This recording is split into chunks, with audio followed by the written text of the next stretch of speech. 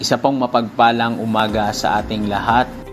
Ako nga po pala si Punong Barangay Ariel Sierda, Barangay 303 Zone 29, District 3, Santa Cruz, Manila. Ako nga rin po yung ating tinatawag na Associated Barangay Governance, ABG President Batch 1. Binigay na memorandum sa amin ng Manila Barangay Bureau.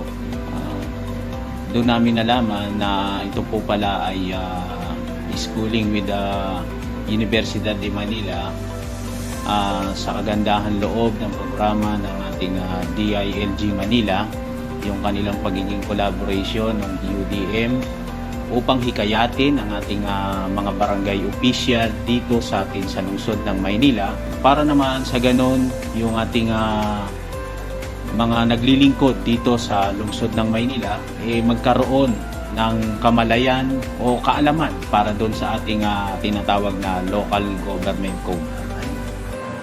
Lahat ng aming natututunan sa bawat klase, wala tayong isinayang na minuto sapagkat unti-unti nating ini-apply doon sa ating pamamahala sa barangayan.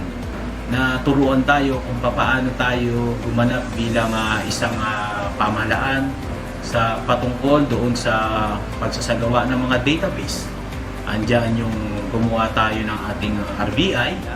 Isa po sa naging priority project ng aming batch 1 yung pagpunta po namin sa iba't ibang distrito, pag-attend po namin ng mga bawat symposium.